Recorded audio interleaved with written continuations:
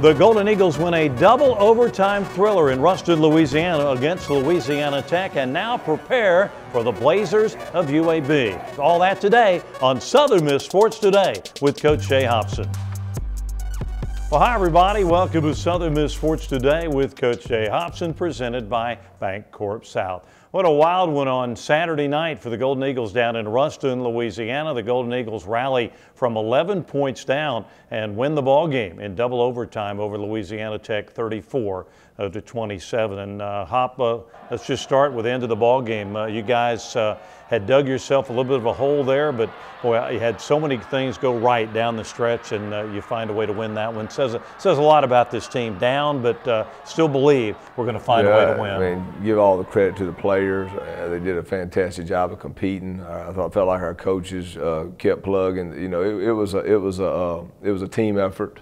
We certainly, you know, again, as a football coach, you can't be any prouder of the effort and the fight that the guys showed. But we know we still had some miscues and some things that we want to get better at. You know, but at the end of the day, we just kept clawing, kept finding a way, kept battling through adversity, and found a way to win the ball game. Talk about right there at the end of the ball game. Obviously, you get the ball back, but you're down 11. You got to go down. You know you got to have a field goal and a touchdown and a two-point conversion. You get in position where you elect to go for the field goal there first, because you know you got to have it or the game's over. That's right. You got to have two scores. So we were in field goal position. We're blessed to have a guy like Parker Schoenfield, who is an excellent kicker, and you know, it's not easy going in there making a 50-yard field goal, but we had complete confidence that Parker would do that, and he came in there and booted that one, and then Briggs gave us a great onside kick, and Corey, to me, just made a tremendous play down our sidelines, and kind of, you know, maybe two or three guys missed, got in the end zone, and then just a nice pass to Keon, to Jay to tie it up. So it was a great sequence of events, guys fighting. You know, even Paxton Shrimps are fighting for that ball on the onside kick. You know, we had a nice hit too.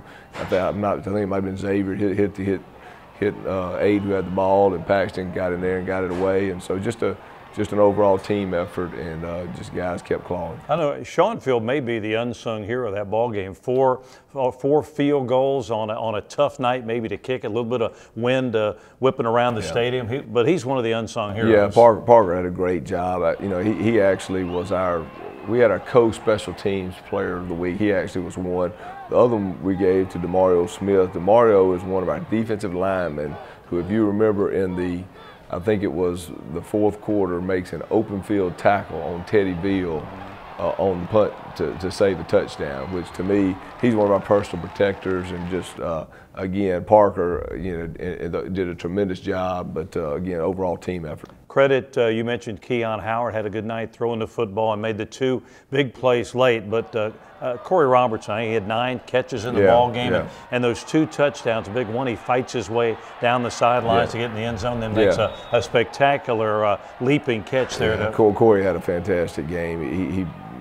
Corey's a guy that's physical at the point of attack of the ball, and he went up, you know, the catch in second overtime. He had 2 nice balls where he just went up and got the football, and again, and not to mention the play he made right before in the fourth quarter to get us back to even. But thought he played a heck of a game, and just a tremendous effort by Corey. And we haven't talked about the two-point conversion. You got to get a 2-point conversion there to tie up the ball game, and you know, perfect play there. You send Keon moving to the right. Jay-Sean Washington finds a spot there in the back of the end zone. Perfect pass to tie it up. Just a great job, and again, a good throw and catch. You know, Keon put it on him, and Jay had a big-time catch right there. So again, great job by the offensive line. Great job just by our offense getting us back even, and we took advantage of it. A little later in the show, we're going to visit with the cornerbacks coach, Dan Disch. That's a guy you've known for a long, long time, back when he was coaching high school football down there, I think around Jacksonville, Florida. Talk about the job he's done with his cornerbacks. He's done a tremendous job. I think Curtis and Cornell and all those guys, even Ray, have come and they've played tremendous out there, and they've had big years. And I've known Danny longer probably than anybody on the staff. We met probably 20-something years ago down in Florida, and at that time he's the head coach at Ed White, and from there he went on and coached at Florida and Illinois, and he came here and then was at North Carolina. So Danny's guy's been around. just a great asset to our program and just an outstanding guy. Well, he's one of the features on this week's show. We're also going to see features on our equipment manager, Patrick Stewart, also Golden Eagle defensive lineman Draper Riley. We'll talk with Hop about those guys in just a little bit. So a lot to go on the show today, but now let's go a little deeper into Golden Eagle football.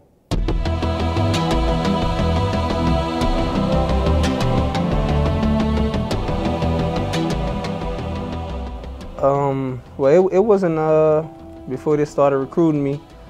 So I found out about Southern Miss and they winning history. I knew the year before I got up here, they had like a winning season and was ranked in the top 25 and all that. So that's when I really started to find out about Southern Miss, when they had started to recruit me and my high school coach was talking about it, and some of my friends that's been around football and been watching football around with their parents and stuff, they was telling me about Southern Miss winning history.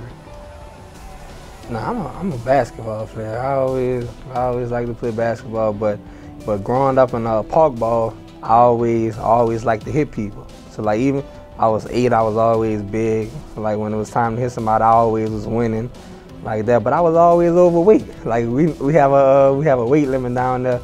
So I was 10, I had to play 11 and 12, and I made 11, I had to play 13 and 14. So after that, I just kind of faded away from it for a little bit, stuck to basketball until my freshman year of high school. That's when I was like, I stopped playing basketball. I didn't even want to play basketball anymore.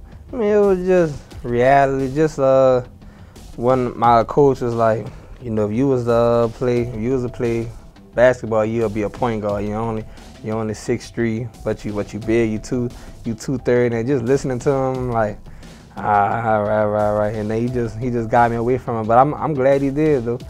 I'm glad he did. I love the sport. When I first got here, I wanted to play tight end. That's all. I mean, defensive. When they first moved me over there, I was acting all I didn't want to play it and all that. But I don't even want to play tight end no more. I love defensive line. I feel like, and they always told me growing up, you're a defensive lineman, you got wide shoulders. But I was only 220, I never saw that. When I got here, 270, like, I'm a D-lineman. Being a part of National Bunch defense is just like it have a different feel to it, a different kind of like vibe. You go and you look at old videos of, even though we wasn't around, you look at old videos of just people coming down, safeties coming down, killing people. Like just having that little chip on their shoulders, like just like me. Like when we I think we play against SEC teams, bigger teams that everybody have like this high hope on. I think we all like have like that little chip on our shoulder, like we want to embarrass them, and that's what I think Southern Miss got when they play against bigger teams or just coming out here. They just won't kill people. I think when they step on that field, they just turn into a different kind of animal. I see myself coaching one day. I learned so much playing this game, and I want to go back to my high school and come to college one day and talk to people, because I know how they feel. So when you hear coaches saying, I've been in your position, I've been in your position, when you're young, you like, yeah, you ain't been in this position, but you ain't 300 pounds or whatever, but you see like, yeah, you know, yeah, you've been in this position. So that's how I'm feeling as being the older guy. So that's what I want. I want to coach and mentor kids. And the handoff goes to that lone running back, and that's Tucker, who got hit and stopped for a loss of a couple back at the 3, Draper Riley. Big Draper got in there and wrapped up Tucker.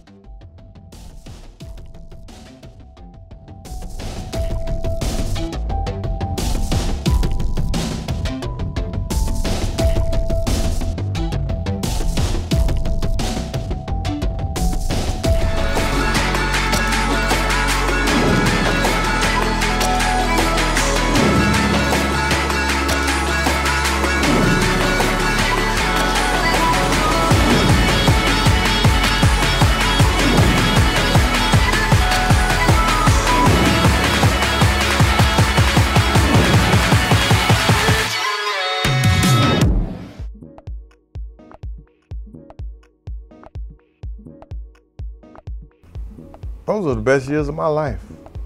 I mean, literally. I mean, coming in, being a part of something, that's still remembered today.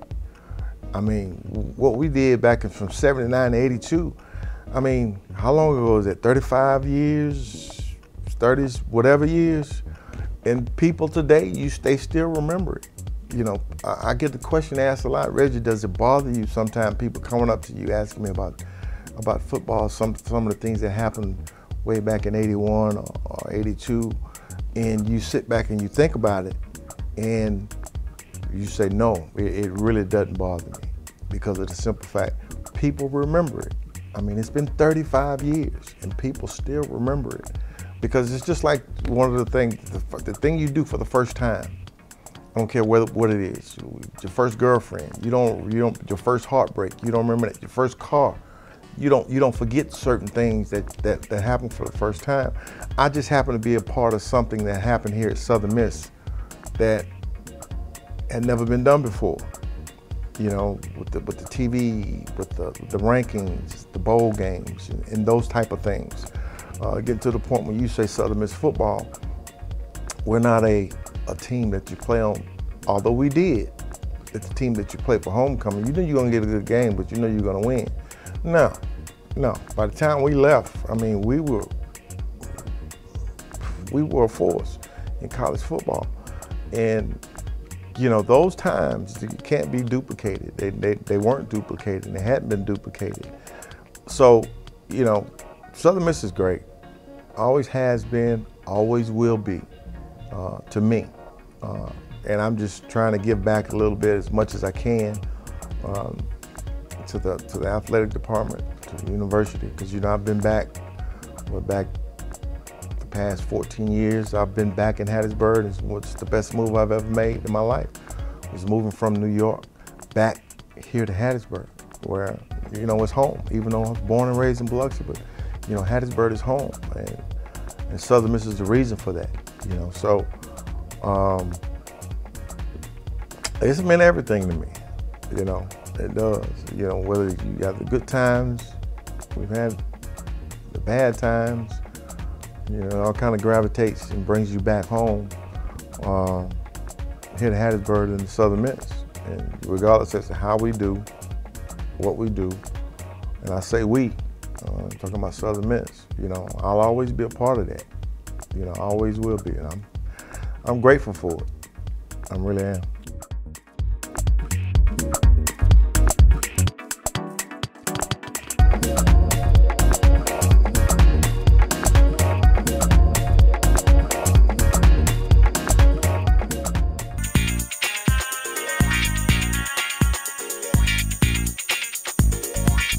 My dad was a high school football coach, you know, so growing up we lived in the locker room, went to games, and it's all I ever wanted to do, to be honest with you. So it was in our blood. Played against him though in high school. You know, he didn't want to go through the problems that come with coaching your own sons. And plus we lived in different parts of the city from where he coached. But those were interesting times and lots of fun times. You know, the funniest thing is when my mom would come to the games and we were playing against my dad, she'd have to stand in the end zone and pretend she was pulling for both sides, although she was pulling for her husband, which is how it should be. You know, I knew the whole time I wanted to coach high school ball first. So when I finished, you know, college and went back home, I coached, you know, college ball, was an assistant coach in college and became a head coach, and never really dreamed of being a college coach, to be honest with you. I wanted to, you know, raise a family, be in the same community that I lived in, and coach in that community. And then when the opportunity came, you know, I was able to go on and coach in college, and that's been fun too. So I've had different careers, but they've all been good. You know what? I made the jump from high school to college the way a lot of us in this industry do. You know someone who gives you an opportunity. So through recruiting, I had, you know, made a lot of friends and acquaintances, and I got a call from Ron Zook when he was at the University of Florida. And it's interesting that I used to tell, you know, my kids would say, my players would say, when are you going to go to college? Why don't you go to college? I'd say, well, I don't want to go to college. I want to be right here. I said, unless Florida State calls, you know, living in Florida, and then they did. So I made the jump. It was something new. It was, you know, fresh to do. It was, believe it or not, it was a little less stressful at the time. I had 15 kids in an individual group instead of 150 in the program, which was a nice change of pace. You get to college, the difference is you still have an impact on young men's lives, but not quite as much as you do there. You know, when they're 15, 16, 17, they're in those formative years. So that was an adjustment, although I still think you have an impact. I know you try to have an impact on kids, you know, life and the direction their lives take, but that was a big change. And, you know, not being your own boss, that was a big change too. I went from being my own, you know, owning my own little store to working at a big corporation, just being a cog, you know. So there were lots of differences, and but I've enjoyed both of them, to be honest with you, and just kind of rode this train. I met Fedora.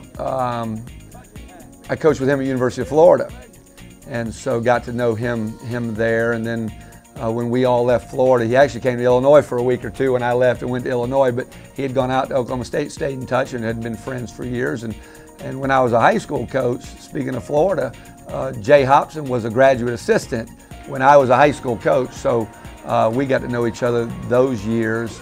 I would come watch practice or work at camp, and he would be there as a young guy, and we kind of hit it off and became friends. Then when he went off to coach college, stayed in touch, and in fact, when he was at Marshall, he would recruit my high school. 2 or 3 of my kids went and played for him, and stayed in my house a time or two with me and my wife in those days, and when he was out recruiting.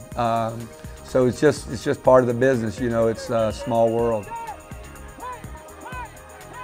You know, I love being around young men and seeing them develop and grow, and their excitement, and even as you get a little older, their excitement kind of fuels you. And you know, so that's the first thing. I love the challenge of the game. You know, I love seeing if you can figure things out. You know, how are we going to slow this team down, or how can you move the football against that team? And it changes. It's not the exact same every day. You know, during the season, it's a grind and it's the same, but in the off season, you're out recruiting and you're just doing different things all the time, and each week's a new challenge. It's never, even though it's the same Sunday, Monday, Tuesday routine, the challenge changes. It's different. You know, you coach a losing team, or you're having some bumps. Boy, that's hard to keep your kids going. Or you're winning, and that's, you know, got some fun to it. And so I just think it's different each day. And to answer your question, my favorite thing is just my relationship with my players.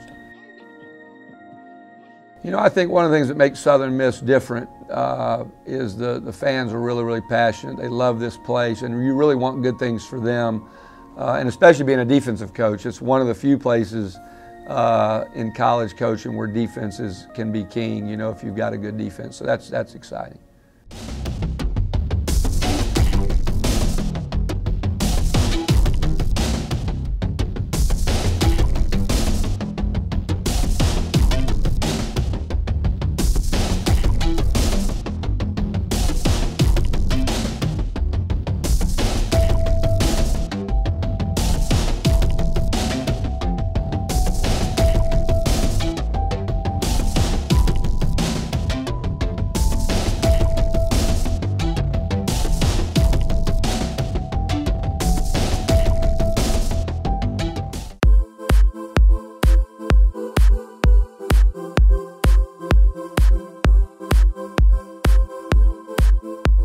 This year has been very unique in the situation that we've been able to go back and recreate a lot of uniforms, have a lot of different color variations, a lot of different helmet, you know, stickers, all of that sorts. It came up with Jay Hopson came to me and said, I want to do up some different things. And one of the main things is in today's recruiting, you look at in Oregon, you look at a Maryland, you know, I mean, they have uniforms, they don't wear the same thing 12 different games.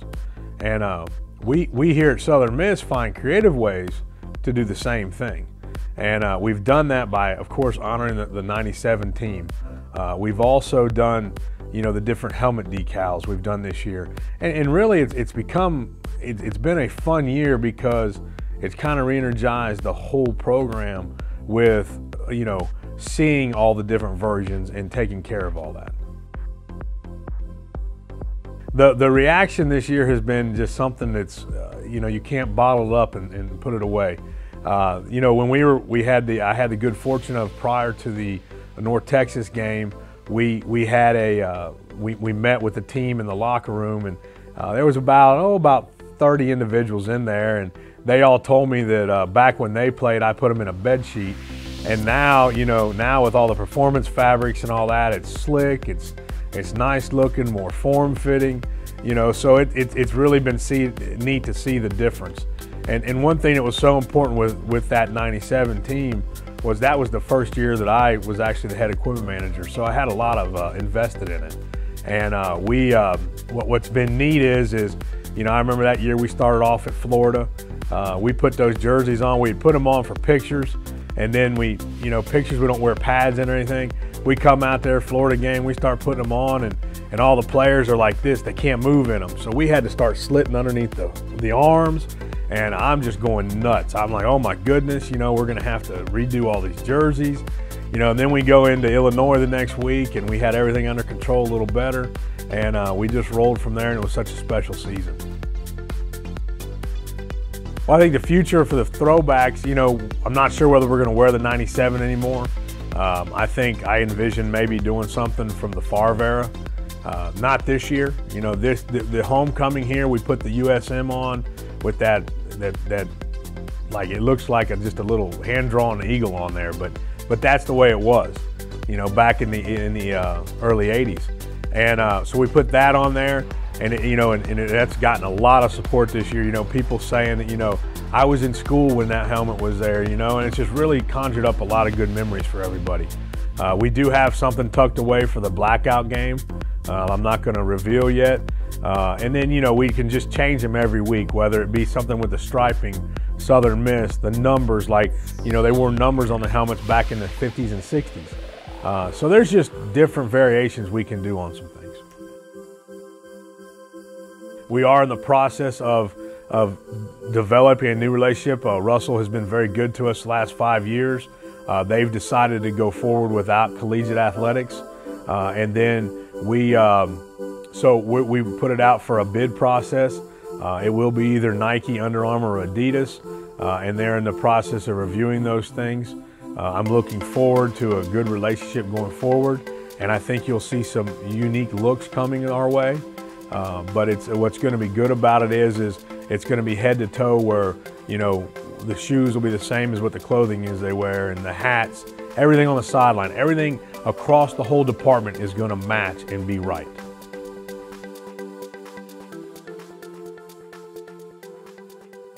Well, now on Southern Miss Sports Today with Coach Jay Hopson, we're going to look ahead what's coming up for the Golden Eagles. UAB is next on the schedule. They'll be at the Rock on Saturday night. Before we do that, Hop, we also, as I mentioned earlier, we saw a little bit of a feature first on Patrick Stewart, the guy who's behind the scenes. He's been the equipment manager at Southern Miss for, I guess, going on 20 years and does a tremendous job. And I know works with you for a lot of this throwback stuff that we've had this year. You and Patrick work closely on that. Yeah, Patrick does an outstanding job. Patrick is turning into an institution here. We talk about he's been here for a long time and just has done a great job.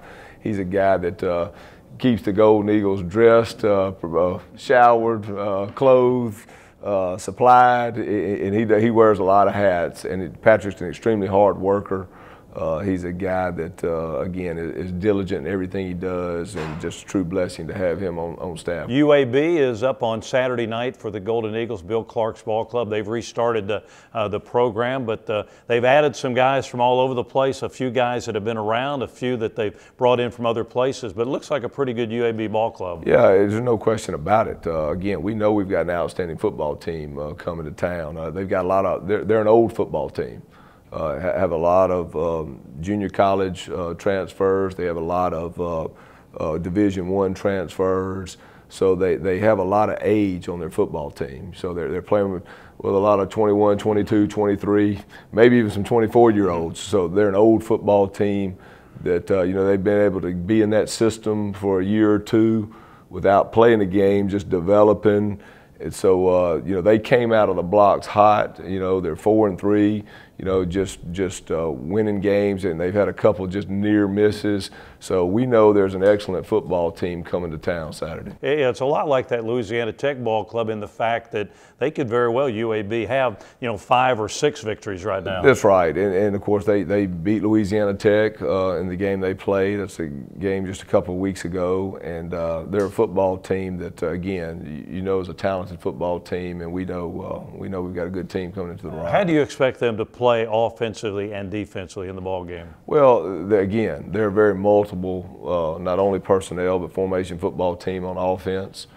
Defensively, you know, they give you a lot. You know, they really do. They're a team that's multiple in all their looks. So again, they're going to make us work as far as personnel, formations, and just again do a tremendous job. All right, congratulations on the win, and best of luck on Saturday. We'll see you next week. Thanks, Coxie. The Golden Eagles in UAB on Saturday night at the Rock. Again, it's the blackout game. There'll be fireworks during the evening at the Rock. So come on out and join us. Let's watch our Golden Eagles play and have a lot of fun on Saturday night at the Rock. That'll do it. Don't forget, Monday nights we're at Georgia Blue in Hattiesburg for the Golden Eagle Hotline with Coach Hopson. So stop by, enjoy a great meal, visit with us. We'll talk a little Golden Eagle football. Have a great week, everybody. We'll see you next time with another inside look into Southern Miss football. Been thinking about it since I was a kid. Mom would be so proud. If I could do it for a living. Using my mom's recipes to open up a cupcake shop. For my daughter to go to vet school. Singing karaoke in all 50 states. Captaining my own shrimp boat. Tell us what you dream about. With the right loan or savings plan, we can make it a reality, no matter how crazy.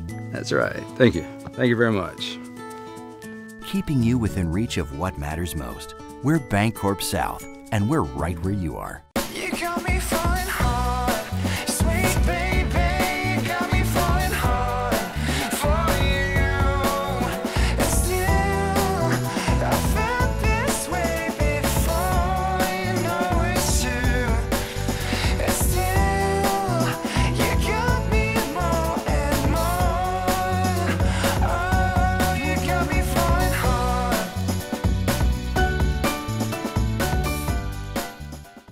Bocoma Casino invites you to come experience a Las Vegas-style atmosphere with small-town Southern charm just up the road in Sandersville, Mississippi. You could drive over 70 miles to the coast, but don't risk the road. Bocoma Casino boasts over 700 high-energy slots, plus your favorite table games like blackjack, craps, roulette, and poker. Our 27,000-square-foot casino offers so many ways to win. Come see us at Bocoma Casino. Real winning, real close to home. Sandersville, Mississippi. Play here, win here. Hey Southern Miss fans, it's Toby Barker, Mayor of Hattiesburg. Mickey Spagnola once wrote, "If you're going to war and you get to choose first, choose Southern Mississippi. Always choose Southern Mississippi. Don't fight Southern Mississippi, because no matter how hard you fight, those folks will fight harder." His words capture the character of our institution and our city. We here in Hattiesburg are writing a new story, one where we rise to our challenges with great excitement, one where we push our city to reach its potential, and most importantly, one where there's real partnership between the University of Southern Mississippi and the city of Hattiesburg. Southern Miss is vital to our city's success, from the quality of life it provides through athletics and the arts to the talent it cultivates in the classroom. We share a common destiny. Hattiesburg is proud to be Mississippi's college city, and we hope as we go forward you'll join us in supporting our Golden Eagles this season as they go to the top.